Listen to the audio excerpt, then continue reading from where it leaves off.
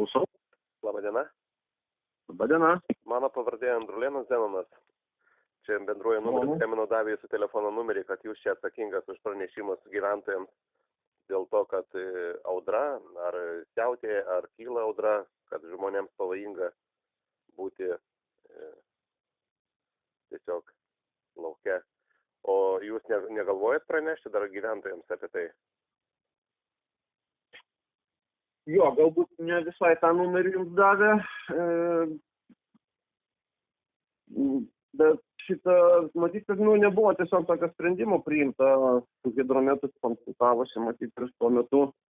Galbūt tokio sprendimo nepriėmė, dabar jau, kai vyksta viskas ir hidrometo perspėjimai irgi buvo tiek vakar, tiek prieš kelias dienas. Tai mano siūlymas pranešti dėl to, kad gyventojai, kad neplanuotų kelionių. Na, žinot, visokių žmonių yra, galbūt ir netaip reaguojančių į tos tokius pat dalykus. Aš siūlyčiau, kad geriau vėliau negu niekad vis tiek pranešti apie tai. Ateityje žmonės neplanuotų išvykti, susilaikytų nuo kelionių, nes gali būti medžiai kažkur nuversti. Na, tokio pobūdžio. Ne tai, kad ateina ir žada ateiti audra, bet tai, kad susilaikytų nuo kelionių. Va, toks pranešimas galėtų būti.